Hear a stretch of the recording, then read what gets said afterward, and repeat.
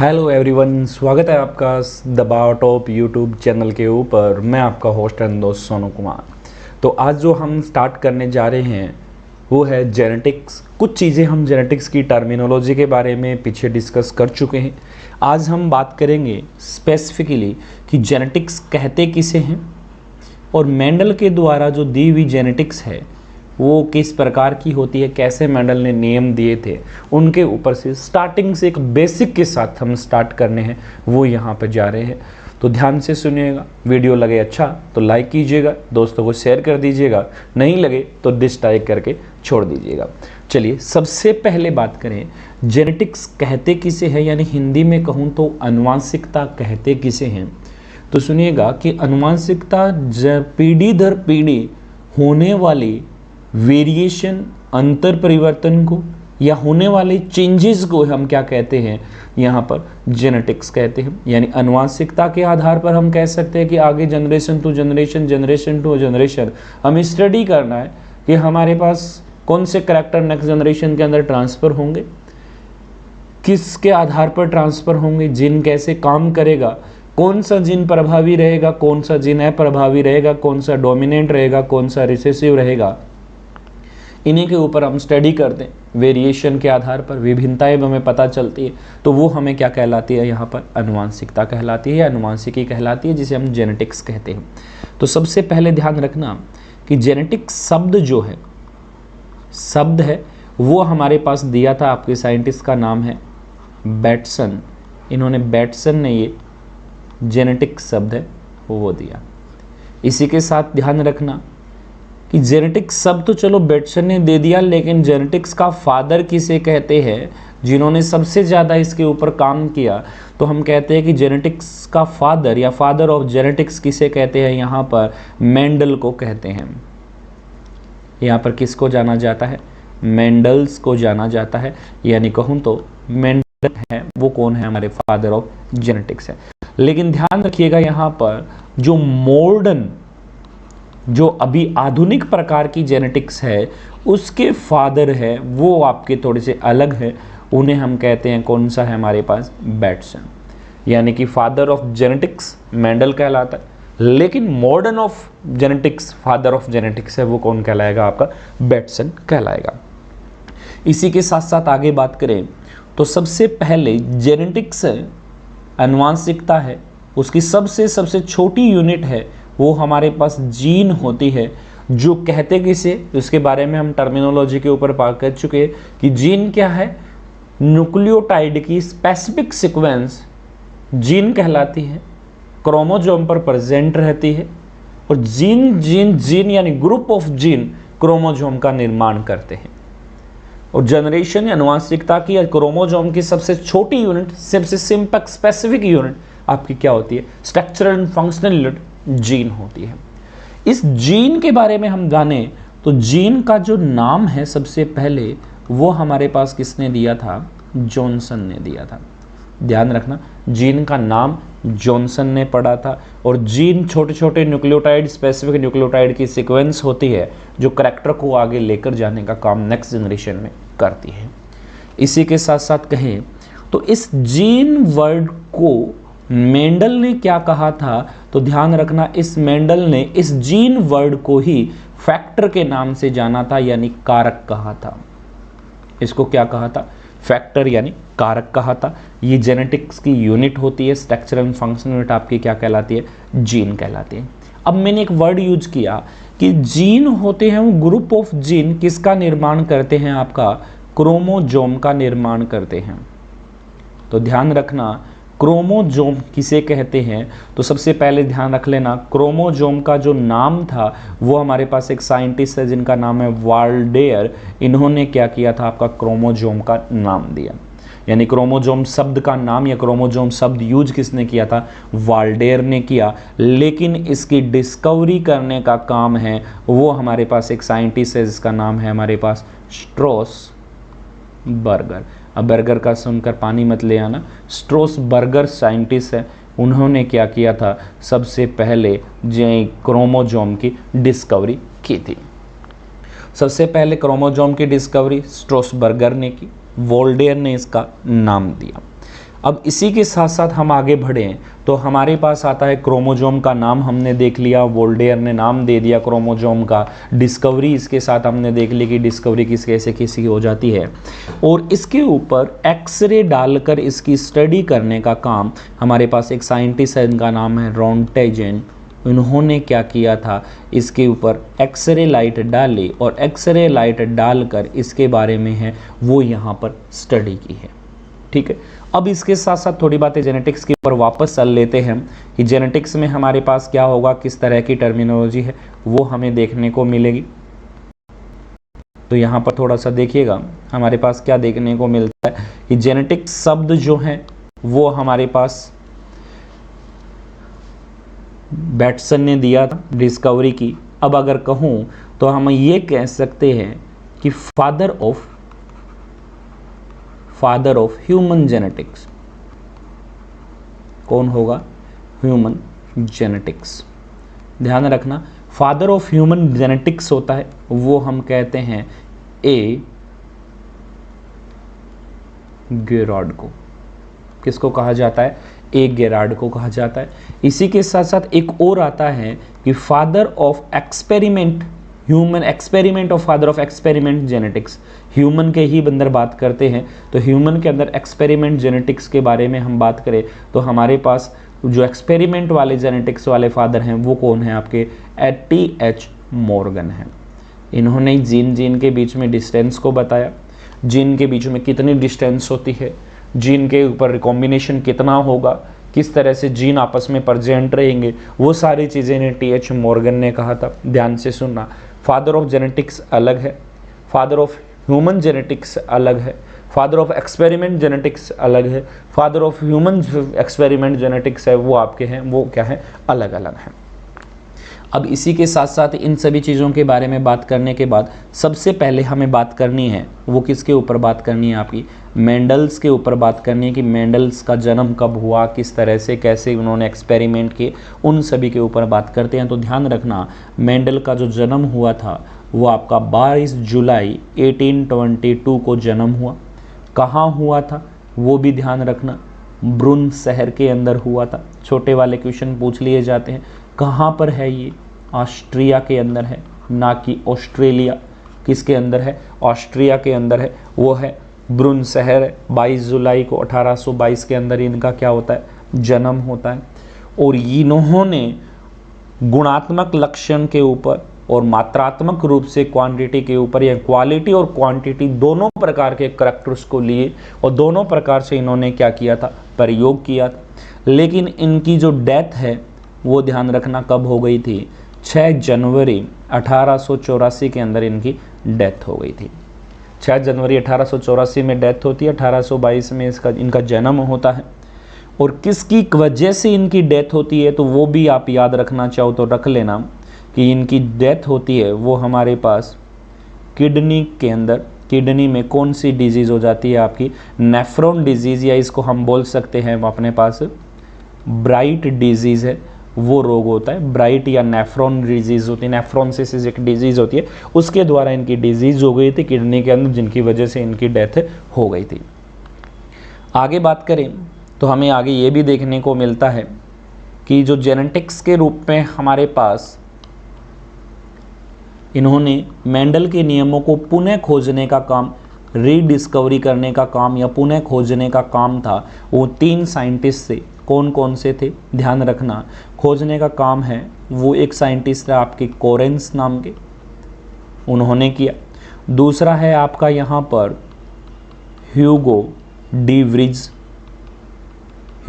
Bridge है, उनके द्वारा डिस्कवरी की गई। अगले थे हमारे पास इन्हीं के साथ मिलने वाले कौन, वॉर्न सेरमार्क। ये कॉर्न सेरमार्क है जिन्होंने क्या किया, इन तीनों ने ही आपके जेनेटिक्स का पुनः है वो डिस्कवरी की है। कब की गई पुनः डिस्कवरी, तो ध्यान रखना 1900 के अंदर इन्होंने पुनः डिस्कवरी की थी। और कितने साल बाद इनकी पुनः डिस्कवरी हुई थी, तो 16 वर्ष के बाद में इनकी पुनः डिस्कवरी हुई। मेंडल की किडनी से डिजीज़ हो गई जिसकी डेथ हो गई। उन्होंने पाइसम सेटाइम और मटर पे काम किया, क्या किया वो हम पढ़ेंगे, लेकिन थोड़ा स्पेसिफिकली थोड़ा एक बार आउटर पढ़ लेते हैं कि हमें क्या क्या हमें देखना है। कोरेंस थे वो हमारे पास जर्मनी के थे, और इन्होंने किस पे प्रयोग कर रहे थे, ध्यान रखना जियामेज के ऊपर इनका प्रयोग चल रहा था। फिर अगले आते हैं Hugo de worries. Hugo de worries है वो हमारे पास हॉलैंड के थे आपके, और इनका काम था वो इवनिंग प्रोमेज के ऊपर, यानी कहूँ तो सीधा कह सकता हूँ प्रिमरोज है उनके ऊपर काम चल रहा था। कॉर्नवॉल्ड सेरमार्क है वो आपके यहाँ पर ऑस्ट्रिया के हैं, और ऑस्ट्रिया के ऊपर है, और इनका काम था वो किसके ऊपर था, आपका फ्लावर प्लांट के ऊपर काम चल रहा था। यानी फ्लावर प्लांट के ऊपर टोटली काम करने का काम किसका था, कॉर्नवॉल्ड सेरमार्क का था, और बक्के के ऊपर कोरेंस थे। इन तीनों ने दोबारा मिले और मिलकर किनकी मेंडल के या मेंडल के जो नियम थे, मेंडल की जो डिस्कवरी हुई थी, उन सभी के बारे में इन्होंने क्या करते हैं, दोबारा खोज करते हैं। अब बात ये आती है कि मेंडल की चलो नियमों की पुनः खोज हुई, पहले मेंडल ने अपने नियम दिए थे पाइसोसेटाइवम पर, मटर पे उन्होंने काम किया, लेकिन उनका काम सक्सेस क्यों नहीं हुआ, इनको दोबारा खोज करने की जरूरत पड़ी। और जब इनने दोबारा खोज की तो हमने जो मेंडल के पहले जो नियम दिए गए थे उनको हमने क्या मान लिया, सही मान लिया, और हमने फादर ऑफ जेनेटिक्स किसको दे दिया, मेंडल को। तो ऐसा क्या हुआ उस टाइम कि मेंडल के नियमों को सही तरीके से वर्णन नहीं मिल पाया होगा, या फिर कुछ और रीजन रहा होगा, उसके ऊपर देखिएगा कि मेंडल ने जब अपने प्रयोग, तो मेंडल को सफलता इसलिए नहीं मिली क्योंकि ध्यान रखना कि उस दौरान जब मेंडल ने अपने नियम को डिस्कवर कर रहे थे, उस दौरान एक हमारे पास साइंटिस्ट का नाम आता है, इसके हम कहते हैं डार्विन। डार्विन की एक बुक चलती थी जिसका नाम है हमारे पास origin of the species, origin of species. ये प्रचलित समय में चलती आ रही थी, इसके निष्कर्ष में उलझे हुए थे लोग कि कैसी बुक है, क्या है, किस तरह से इन्होंने काम किया है, कैसे एवोल्यूशन के ऊपर। तो ये डार्विन ऑफ द स्पीसीज या ओरिजिन ऑफ स्पीसीज के ऊपर काम कर रहे थे। तो मेंडल के जो नियम थे वो सारे के सारे कैसे थे आपके पास, यहाँ पर मैथमेटिकल क्वेश्चन या मैथमेटिक्स के द्वारा उन्होंने क्या किया था, इसको बताया था। तो मैथमेटिक्स के होने के कारण लोगों को इतनी समझ में नहीं आई। दूसरा रीज़न ये भी कहा जाता है कि ओरिजिन ऑफ स्पीसीज जो डार्विन की बुक है वो ज़्यादा प्रचलित थी, तो लोगों का ध्यान उस डार्विन की बुक के ऊपर था, तो मेंडल के नियमों के ऊपर वो ज़्यादा फोकस नहीं कर पाए। और तीसरा ये था कि मेंडल ने जिस पब्लिकेशन में अपना प्रस्तुत किया था ये मेंडल के बारे में, पाइसोसेटाइवम के बारे में इन्होंने अपना प्रकाशन किया, वो ज़्यादा प्रचलित नहीं थी। छोटी सा एक पब्लिकेशन था जो कुछ ही समय, कुछ ही लोगों तक पहुंच के ही रह गया, आगे वो नहीं बढ़ पाया। इसलिए मेंडल के नियमों को हम क्या मानते हैं, असफल मानते हैं। फिर इनके वापस से डिस्कवरी हुई, वापस से हुई, तो फिर लोगों का ध्यान वापस से गया कि ऐसा तो कुछ पहले हो गया है।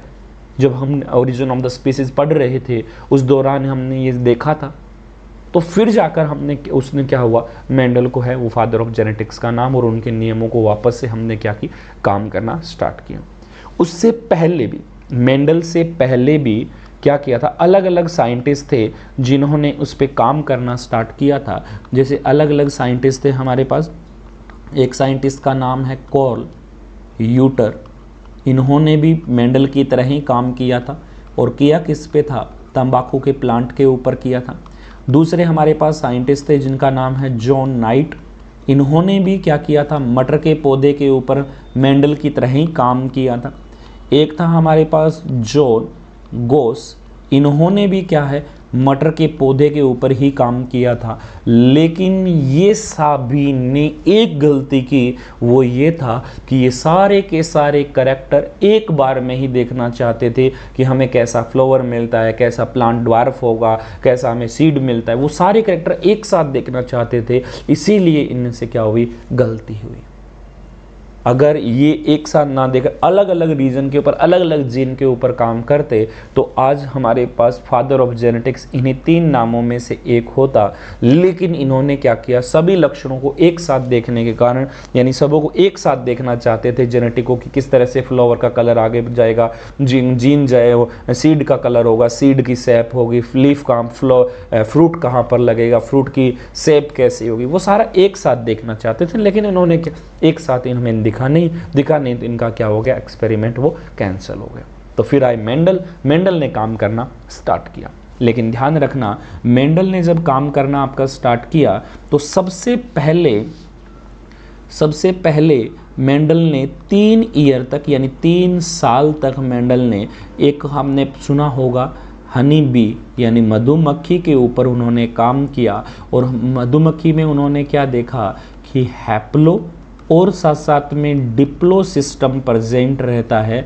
वो उस सिस्टम पे उन्होंने क्या किया था, हैप्लो और डिप्लो सिस्टम पे उन्होंने काम किया था। हैप्लो का मतलब होता है कि वो क्या करता है, मेल का फॉर्मेशन, और डिप्लो का मतलब है कि वो कैसे करता है, फीमेल का फॉर्मेशन करता है। तो इन्हीं के ऊपर हनी बी के ऊपर मेंडल ने काम किया। 3 साल तक स्टार्टिंग के काम किया, रिजल्ट नहीं मिला, सक्सेस नहीं मिले। फिर उन्होंने मेंडल ने और किया, फिर उन्होंने माइस के ऊपर स्टडी की, चूहे पर अपनी सेकंड स्टडी है वो की। और इस सेकंड स्टडी लगभग मेंडल की 6 साल तक चली। पहली स्टडी हनी बी के ऊपर हैप्लो डिप्लो सिस्टम पे उन्होंने काम किया कि हैप्लो से मेल ही क्यों बनता है, डिप्लो से फीमेल सिस्टम ही क्यों प्रोड्यूस होता है, इसके ऊपर उन्होंने 3 साल काम किया। फिर माइस के ऊपर उन्होंने काम किया। फिर उसके बाद में उन्होंने जाके आगे कोई पॉलीप्लॉइडिक प्लांट थे, उस पॉलीप्लॉइडी के प्लांट के ऊपर उन्होंने काम किए, यानी पॉलीप्लॉइडी प्लांट के ऊपर काम किया। और वो पॉलीप्लॉइडी प्लांट के ऊपर लगभग उन्होंने 6 साल काम किया, यानी टोटल कहूँ तो लगभग इन्होंने 15 साल तो इन 3 एक्सपेरिमेंट के ऊपर काम किया। उसके बाद में लास्ट के अंदर आता है हमारा कौन सा, आपका पे प्लांट यानी पाइसम सेटाइवम आता है, जिसकी स्टार्टिंग होती है आपकी यहाँ पर 1856 से लेकर 1863 के बीच में। इस पी प्लांट पर यानी फोर्थ आपका एक्सपेरिमेंट था मेंडल का पी प्लांट के ऊपर, जो 1856 से 1863 के बीच में मेंडल ने क्या किया था, इस पाइसम सेटाइवम पर काम किया। और लास्ट में उन्होंने क्या मिली, रिजल्ट में सक्सेसफुल मिले।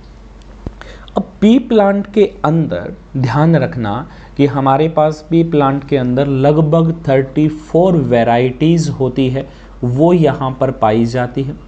34 वैरायटी में से एक वैरायटी उन्होंने ली और उसका नाम था पाइसम सेटाइवम। और 34 वैरायटी लेने के बाद भी उन्होंने पाइसम सेटाइवम पर काम किया। और पाइसम सेटाइवम पर जब काम किया तो उन्होंने इस पाइसम सेटाइवम से 2 करैक्टर लिए। 2 कौन से लिए वो ध्यान रखना। एक करैक्टर था वो इनका वेजिटेटिव करैक्टर था, प्लांट का वेजिटेटिव करैक्टर के रूप में इन्होंने लिया। और दूसरा आता है वो हमारे पास आता है आपका रिप्रोडक्शन या रिप्रोडक्टिव करैक्टर।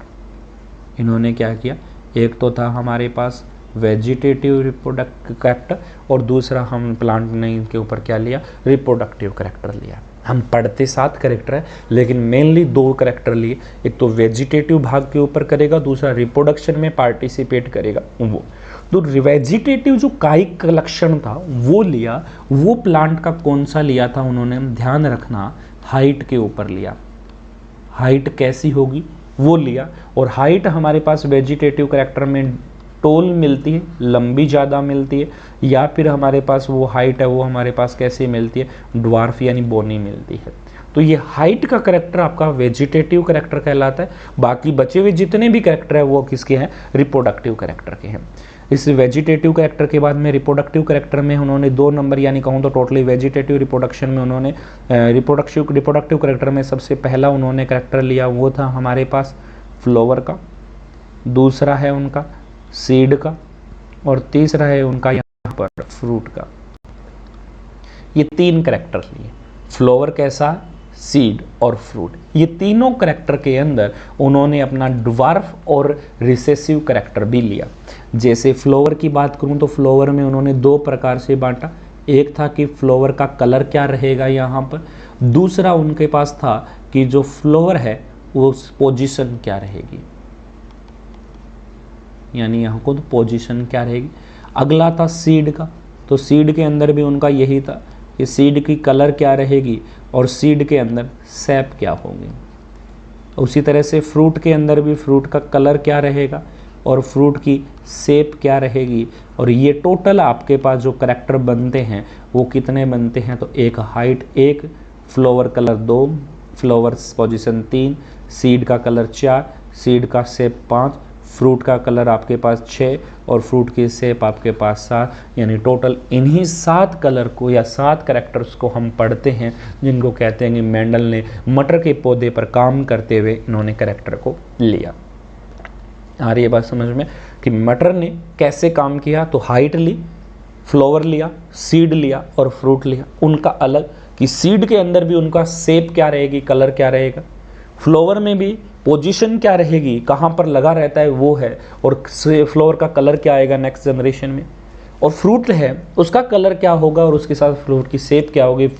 सीड फ्रूट है वो गोलाकार होगा कि लंबा होगा कि किस तरह से हमें दिखेगा, इनके ऊपर उन्होंने कैरेक्टर को लिया।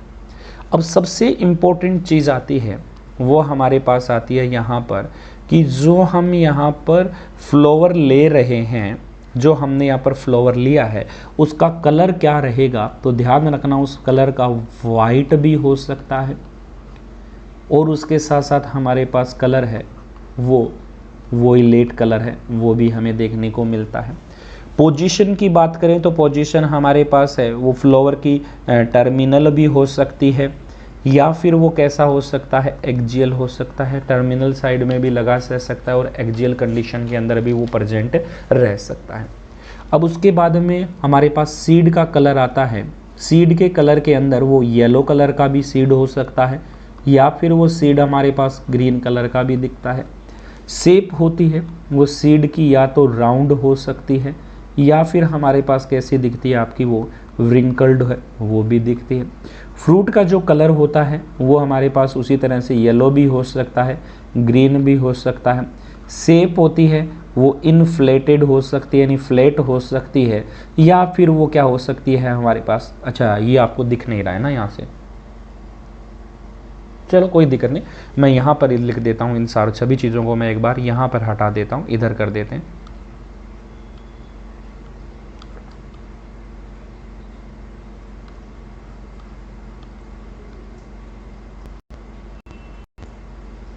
शायद उम्मीद होगी अब आपको दिखाई दे रहा है, ठीक है। और यहाँ पर आपके पास जो फ्लैटेड कलर है, फ्लैटेड कलर के साथ साथ आपके पास किस तरह का दिखेगा, वो कॉन्स्ट्रक्टेड कलर है या कॉन्स्ट्रक्टेड है, वो आपको यहाँ पर दिखाई देगा। ये टोटल मेंडल के 7 नियम थे, इनके ऊपर हमने पढ़ा कि मेंडल के ऊपर हमारे पास क्या क्या नियम किस तरह से काम करते हैं, उन सभी के ऊपर। अब अगला आता है कि मेंडल ने मुख्यतः 2 क्रॉस लिए। मेंडल ने जब जेनेटिक करवाया, क्रॉस करवाया, तो 2 जीनों के बीच में एक तो करवाया, एक जीन के बीच में जिनको हम मोनोहाइब्रिड कहते हैं, दूसरा करवाया जिसे हम क्या कहते हैं यहाँ पर डाई हाइब्रिड क्रॉस कहते हैं। यानी एक जीन को लेकर जो क्रॉस करवाया जाता है वो मोनोहाइब्रिड क्रॉस कहलाता है, जो 2 जीन को लेकर क्रॉस करवाया जाता है वो हमारे पास क्या होता है आपका डाई हाइब्रिड क्रॉस कहलाता है। जो टर्मिनोलॉजी है वो हम पहले से समझ चुके हैं, तो उम्मीद होगी आपको यहाँ तक कोई दिक्कत नहीं आई होगी। मोनोहाइब्रिड एक जीन के ऊपर काम करेगा, यानी 1 जीन के ऊपर है वो यहाँ पर काम करेगा, और डाई हाइब्रिड क्रॉस है वो 2 जीन के ऊपर काम करेगा, 2 जीन को लेकर क्रॉस होगा, वो हमारे पास कौन सा होगा आपका डाई हाइब्रिड क्रॉस होगा। और मेंडल ने ध्यान रखना अपने 3 नियम दिए थे, 3 नियम दिए, और वो तीनों नियम किसके आधार पर है, इन्हीं दोनों के ऊपर क्रॉस के आधार पर है। पहला नियम हिंदी में कहूँ तो प्रभाविता का नियम होता है, यानी पहला नियम होता है वो हमारे पास आता है आपका डोमिनेंस नियम या फिर लॉ ऑफ डोमिनेंस। दूसरा आपके पास आता है यहाँ पर लॉ ऑफ सेग्रीगेशन, और तीसरा नियम आता है आपके पास लॉ ऑफ इंडिपेंडेंट असॉर्टमेंट और लॉ ऑफ डोमिनेंस। यानी ये है आपका प्रभाविता का नियम, ये है पृथक्करण का नियम, और ये है आपके पास स्वतंत्र अपव्यूहन का नियम। ये 3 नियम मेंडल ने दिए थे, और तीनों किसके आधार पर दिए गए वो ध्यान रखना। पहला था हमारे पास मोनोहाइब्रिड क्रॉस और दूसरा है डाई हाइब्रिड क्रॉस। जो मोनोहाइब्रिड क्रॉस पर लागू होते हैं वो आपके 2 हैं, डोमिनेंस यानी प्रभाविता का नियम और लॉ ऑफ सेग्रीगेशन यानी पृथक्करण का नियम या युग्मनज का नियम या गैमेट का फॉर्मेशन करने वाला नियम, ये दोनों नियम हैं वो आपके एक मोनोहाइब्रिड एक जीन को लेकर क्रॉस करवाया जाता है तब लागू होते हैं। लेकिन लॉ ऑफ सेग्रीगेशन होता है वो आपके कैसे होते हैं, यहाँ पर डाई हाइब्रिड क्रॉस के टाइम है वो यहाँ पर लागू होते हैं। तो इनके बारे में हम नेक्स्ट में पढ़ेंगे। जो जनरल इंट्रोड्यूस था मेंडल के बारे में, उन सभी के ऊपर हमने बात कर ली है। वीडियो अच्छा लगा तो लाइक कीजिएगा। मिलते हैं आपसे नेक्स्ट क्लास में। Thank you.